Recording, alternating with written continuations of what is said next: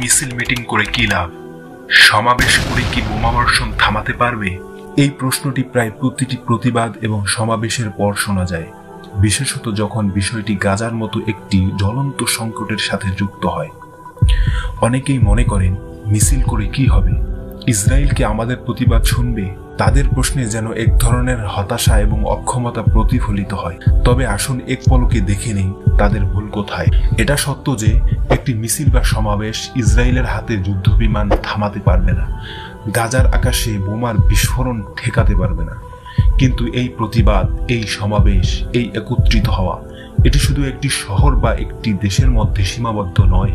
এটি মুসলিম উম্মার জন্য একটি শক্তিশালী বার্তা, একটি অটুট চেতনা, একটি দৃঢ় প্রতিজ্ঞা যে আমরা কখনোই আল্লাহর পথে আমাদের অধিকার হারাবো না, যতটা কঠিন বা নির্দয় পরিস্থিতি হোক না কেন।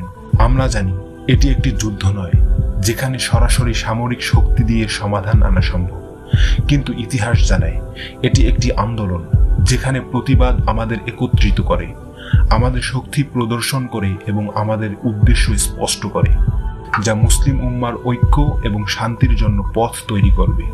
মুসলিম উম্মার ঐক্য এক কালিমার পতাকা তলে। আজকের পৃথিবী, যেখানে মুসলিম উম্মা নানা রাজনৈতিক, ধর্মীয়, সামাজিক ভেদাভেদে বিভক্ত, সেখানে এমন একটি সংকটপূর্ণ মুহূর্তে আমাদের একত্রিত হওয়া জরুরি। গাজার পরিস্থিতি, ফিলিস্তিনের সংগ্রাম, এগুলি শুধু এক দেশের সমস্যা নয়, এটি আমাদের সকলের সমস্যা। মুসলিম উম্মা যখন এক কাতারে দাঁড়ায়, তখন তা পৃথিবী জুড়ে একটি ঐক্য, এক শক্তি এবং এক অটুট চেতনার প্রতীক হয়ে দাঁড়ায়। মুসলিমরা আজ নানা দলে বিভক্ত। এই বিভক্তির মাঝেই এমন কিছু মুহূর্ত আসে যা আমাদের আবার এক পতাকার নিচে একত্র করে দেয়। গাজার মাজলুমান সন্তানদের উপর এই বর্বরতা এমনই একটি উপলক্ষ যা আমাদের বিভাজনের দেয়াল ভেঙে দিয়ে এক সুরে কথা বলার সুযোগ এনে দেয়। এই একত্রিত হওয়া শুধু গাজার জন্য নয়, বরং এটি বিশ্বে অন্যায্যতার বিরুদ্ধে লড়াইয়ের এক মূর্ত প্রতীক। এমনকি যদি ইসরায়েল বা কোনো শক্তিশালী রাষ্ট্র আমাদের প্রতিবাদকে একান্ত গুরুত্ব নাও দেয়, তবুও একত্রিত হওয়া, কণ্ঠস্বর তোলা, এটা আমাদের ইমানি দায়িত্ব।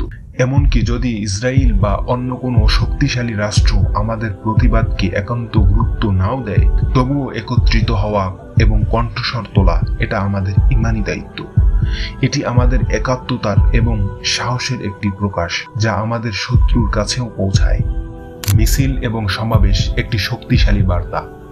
মিছিল বা সমাবেশ কখনোই শুধু কথার প্রতিবাদ নয়, এটি একটি দৃশ্যমান বার্তা যা পুরো বিশ্বকে জানিয়ে দেয় মুসলিমরা একত্রিত হতে পারে, মুসলিমরা কখনো একা থাকবে না। আমরা একে অপরের পাশে দাঁড়াবো, আমাদের ঐতিহ্য, আমাদের ইতিহাস, আমাদের অধিকার রক্ষার জন্য। এই একতা, এই শক্তি পৃথিবী জুড়ে মুসলিমদের সাথে এক হতে অনুপ্রাণিত করবে। এটা আমাদের জন্য গুরুত্বপূর্ণ, কারণ একটি ঐক্যবদ্ধ মুসলিম উম্মাহ অন্যায্যতার বিরুদ্ধে একতাবদ্ধভাবে প্রতিরোধ গড়ে তুলতে পারে। প্রতিটি প্রতিবাদ, প্রতিটি সমাবেশ কেবল ফিলিস্তিনের অধিকার রক্ষার জন্য নয়, এটি মুসলিমদের জন্য একটি উজ্জ্বল ভবিষ্যতের দিকে অগ্রসর হওয়ার পথ। এটি আমাদের আত্মবিশ্বাস, আমাদের সংগ্রাম, আমাদের ঐতিহ্য এবং ইসলামের পথের প্রতি আমাদের আনুগত্যের প্রকাশ। এটি আমাদের ইমানি দায়িত্ব। আজকের এই সমাবেশ বা প্রতিবাদ কেবল আবেগ নয়, এটি ইমানের দাবি। একজন মুসলমানের উপর অপর মুসলমান ভাইয়ের অধিকার আছে, এবং যখন সে নির্যাতিত হয় তখন তার পাশে দাঁড়ানো ফরজ হয়ে যায়। রাসূলুল্লাহ সাল্লাল্লাহু আলাইহি ওয়াসাল্লাম ইরশাদ করেছেন, উনসুর আখাকা যালিমান আও মাজলুমান, তোমার ভাইকে সাহায্য করো, সে যদি জালিম হয় কিংবা মাজলুম হয়। সহিহ বুখারী হাদিস নং 2444। গাজার মাজলুম ভাই বোনদের পাশে দাঁড়ানো আমাদের ইমানেরই দাবি। এই সমাবেশ, এটি সেই ইমানি দায়িত্বের প্রতিফলন। পাঠ্যপুস্তকে ফিলিস্তিন, আজকের মার্চ ফর গাজা, এ শুধু প্রতিবাদ নয়, একটি গুরুত্বপূর্ণ দাবি তুলে ধরা হয়েছে। এই দাবি হলো, বাংলাদেশের শিক্ষা কারিকুলাম ও পাঠ্যপুস্তকে যেন ফিলিস্তিনের ইতিহাস, ইসরায়েলি বর্বরতার ও মুসলিমদের উপর হওয়া দীর্ঘদিনের নির্যাতনের বিবরণ যুক্ত করা হয়। আমাদের আগামী প্রজন্ম যেন প্রকৃত ইতিহাস জানে, সত্যকে চিনে এবং ইনসাফের পক্ষে অবস্থান নিতে শিখে। এটি এই সময়ের বাস্তব চাহিদা। মুসলিমদের একতার বার্তা।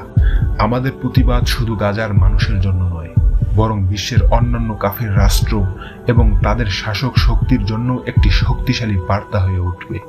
ভারত আমাদের প্রতিবেশী দেশ, যেখানে হিন্দু এক্সট্রিমিস্টরা প্রায়ই মুসলিমদের প্রতি অমানবিক আচরণ করে। তারা কিভাবে বুঝবে যে বাংলাদেশ, যা মুসলিমদের একটি দেশ, কখনোই তাদের অপমান এবং মুসলিমদের উপর অত্যাচারের বিরুদ্ধে চুপ থাকবে না। তারা ভারতের বিরুদ্ধে কিছু কঠিন মন্তব্য থাকলেও যখন মুসলিম উম্মাহ একত্রিত হয়ে প্রতিবাদ করছে, তখন এই বার্তা পৌঁছে যায় যে মুসলিমরা এক হতে পারে। মুসলিমরা যখন এক হয়ে দাঁড়ায়, তখন তাদের থামানো শক্তিশালী রাষ্ট্রেরও পক্ষে সম্ভব নয়। এটি শুধু ভারত নয়, বরং পৃথিবীর অন্যান্য কাফের রাষ্ট্রগুলোকেও একটি গুরুত্বপূর্ণ চেতনা দিবে যে মুসলিমরা এক জাতি, এক ধর্ম এবং এক প্রতীক নিয়ে এগিয়ে আসতে পারে। তাদের মধ্যে কোনো ভেদাভেদ নেই। এই সমাবেশ আমাদের জন্য কতটা গুরুত্বপূর্ণ। আমাদের এই প্রতিবাদ কেবল আজকের একটি কর্মসূচি নয়, এটি একটি চেতনা, একটি ঘোষণা, একটি উদ্দীপ্ত উচ্চারণ যে আমরা আল্লাহর জমিনে অন্যায়ের বিরুদ্ধে মুখ খুলি, একে অপরের পাশে দাঁড়াই এবং মাজলুমদের কণ্ঠস্বর হই। এই চেতনা নিয়েই আমরা সামনে এগিয়ে যাব ইনশাআল্লাহ।